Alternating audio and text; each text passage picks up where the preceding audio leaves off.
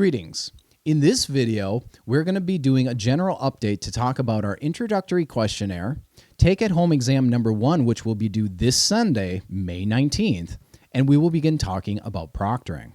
So this is a reminder that for our introductory questionnaire, you need to do this assignment using paper and pencil. You will not turn in your answers using a Word document, and you will not be putting your answers onto your computer in any form.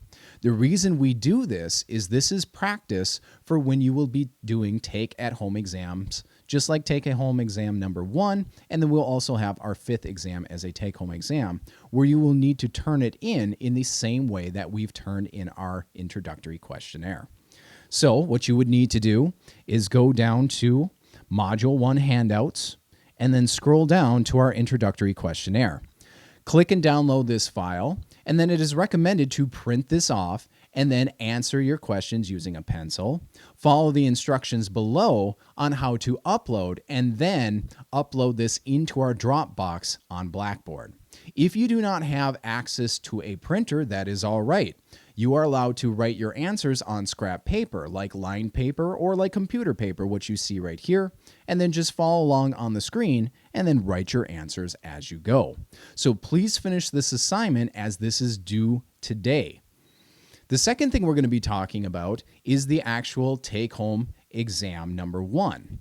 So this exam will be due at 11:59 p.m. Eastern Standard Time this Sunday. In order for you to have access to this exam, you must successfully turn in the introductory questionnaire.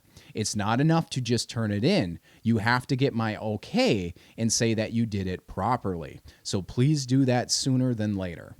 This take-home exam will be open book and open notes. That means you'll be able to go through our ebook, and you'll be able to go through WebAssign and any other notes that you have from lecture videos and beyond to be able to complete this assignment. Then again, you will turn this in with your work written on paper and pencil to our Blackboard in the same way that you were able to turn in successfully your introductory questionnaire. If you have any more questions on this exam, please let me know. Also, I have not created this exam yet, and I'm not exactly sure where I'm going to post it, but it will be ready to go for Friday. The last thing we want to talk about in this video is to begin thinking about proctors. So in this class, you will be required to find a proctor who will be able to watch you under the Bay College guidelines for 4 of your 6 exams. This will not be done at your house, and you cannot swap this out for Respondus Monitor or Lockdown Browser or anything else that is similar. It is a requirement that you use a proctor. So what we're going to do here is go back to our Blackboard page, and we're going to click on Proctored Exams. In this section, I have some useful handouts for you to take a look at that will help you find a proctor and, most importantly, understand what will be required from this proctor and this proctor site. So the first thing we see here is proctored exam informations, and this is just a PDF file that we can go through. So here you can even see it's Math 105 Intermediate Algebra. This is going to talk about choosing a test site and a proctor.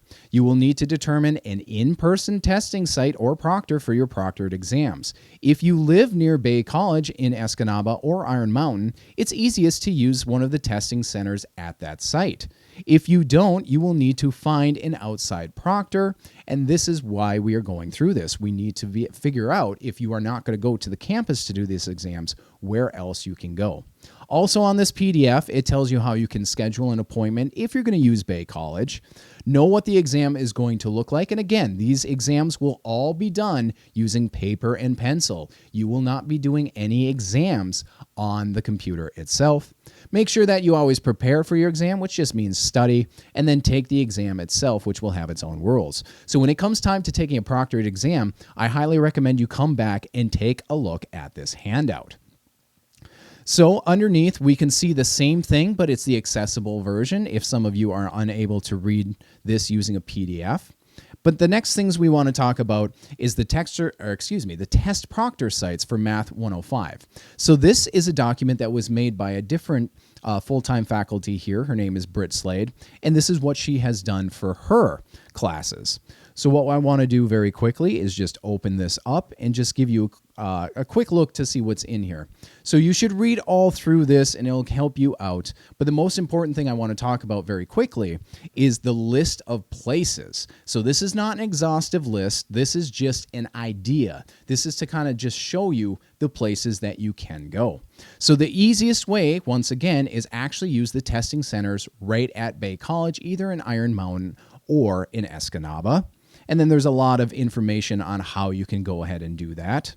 But then underneath, it actually lists some places that she has had success with students using proctoring. So you can see on here, there's a lot of high schools and there's going to be a lot of libraries. Most cities and their high schools will offer proctoring. Not all, keep that in mind, not all places will offer proctoring. And there are chances that you might have to pay fees. You are responsible for any fee that comes along with proctoring. But the idea is you can scroll down this list to get ideas of places that have offered proctoring. So please take a look at this file if you can. If we come back and scroll down even further, we have how to schedule an exam in the testing center at Iron Mountain and Escanaba. That's if you want to take it at the college. And then the final piece, and the most important piece that's going to help you find a proctor, is this outside proctor and student agreement form. First of all, when you do find your proctor, you and your proctor will have to fill this form out, and then your proctor will send it to the testing services. So let's go ahead and click on this and take a look, and we'll run through this. So this is the form that you will have to fill out with your proctor when you actually find your proctor and are ready to take our exams at a proctoring site. So let's just read all the way through it. Number 1, as a Bay College student, I have a need for proctoring of exams in this course for the semester and cannot or choose not to test at either Bay College locations. Once again, it is much easier to actually just do this at Bay College where you do not need to fill out this form.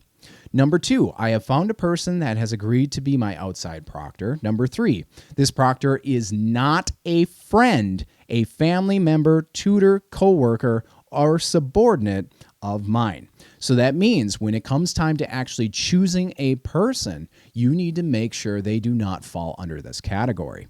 Number 4, this proctor has space available for testing that has all the requirements that I need for my exams. Safe and quiet space where they can view me, completing my exam on either paper or on a computer. We will not be using a computer to complete unless your accommodations tell you specifically you can do so. Number 5, I will set up appointments for testing with this proctor during the indicated times that my test or tests in this course need to be completed. So in our syllabus, it shows you the final due date that you can complete an exam. You will not be able to take the exam after this time unless you have written documentation from a doctor or police, or there is some major emergency, but you would need to prove that.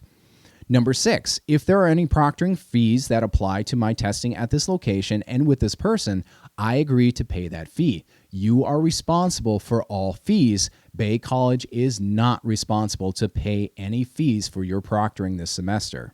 Number 7, I will present a photo ID or other form of identification at each testing session through the semester. You might ask, why is that the case? This is just in case some student decides to ask someone else that is very good at math to go sit in for them. You will actually need to provide identification. And finally, number 8, I will complete my exams in the appropriate and agreed upon time frame and will be professional while testing by not cheating, using only materials allowed on the exam, completing the exam to the best of my ability, and asking appropriate questions. By signing this form, I am acknowledging that I have done and will do the above steps for the proper and legitimate outside testing. So these are the rules you will need to follow when it actually comes time to doing a proctored exam. Now, underneath this is information for the proctors themselves. Make sure that they read this over very carefully, because in order for this to be an approved proctor, this needs to be approved both by me and by Bay College's testing center. They have to be able to follow all the rules. So make sure that when you go and actually look for proctors, bring along this form, because this form will be very helpful for your proctor to see, will they be able to proctor your exam for you. But underneath is where the most useful information is going to be for your proctor. So when you go and find your proctor and they show interest that they will proctor for you, these are all of the things that they will need to follow. Things like students are responsible for making all arrangements with the proctors. You must schedule with your proctor. Students are responsible for any fees or testing. So if they charge, they need to make sure that you must pay it and not Bay College. Students must present a valid picture ID to the proctor upon arrival for your pre-arranged appointment to be taken for each exam. So once again, you must bring your ID every single time and you must schedule an appointment. Exams are sent directly to the remote proctor via the proctor's email, which means how your proctor will get the exam is we will actually send the exam to them. We will not give it to you first where you bring it along. You will show up and it will be there waiting for you.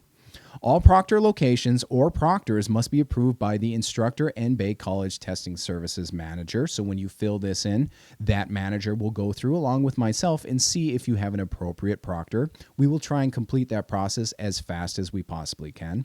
All exams must be taken under the supervision of an acceptable proctor. In other words, if we do not accept your proctor and you try and proctor with this person, that exam will not count and you will receive a 0. A proctor may not be a friend, family member, tutor, coworker, or subordinate of the student. Make sure that when you are choosing your proctor, they do not fall under this list. So ideas of what a proctor could be. A proctor could be a college or university testing center, like going to Bay College. Again, that's the easiest way to do it. A military educator or officer with higher rank than that of the student. A member of the clergy, so your church affiliation. A full-time school or public librarian. Going to high schools or libraries is a good place to look for proctors. A school principal, superintendent, school counselor, or full-time teacher. Basically, someone that works in the educational system that is not related to you. A college or university professor, full or part-time. That means you can also try and go to other colleges if they are near you. So if you're in Marquette, you might want to actually try the college there in Marquette. They might do proctoring for you.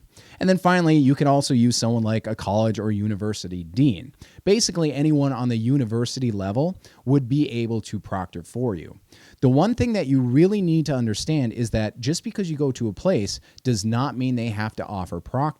So that means don't go in with just one place as an idea. You should have a list of places that you can try and then go down that list until you find an appropriate proctor. And you don't have to just do one at a time. You can actually try and fill out multiple forms with multiple proctors to see if one of them will work. So just going back here, at the time of the testing, please adhere to the following protocol, and then your proctor will need to follow all of this information, including the exam-specific information, which I will give to them. So when you go and try and find a proctor, you really should take this form with you because this will give your proctor all the information that they will need in order to be an approved proctor. So in this particular video, we talked about that introductory questionnaire, which is due today, Thursday, May 16th at the end of the day, and make sure that you do that using paper and pencil. We talked about at-home exam number 1, which will be due this Sunday at 11:59 Eastern Time. You must show all of your work using paper and pencil, and then you will turn this in the exact same way that you successfully turn in our introductory questionnaire. And then really start getting serious about finding your proctors. Our first proctored exam due date, which is the last day that you can take this exam, is May 28th, and that is a Tuesday. So please start thinking about that as soon as possible. If you have any questions, please reach out to me. All right, that is all we need to talk about in this video, and I will see you in the next one.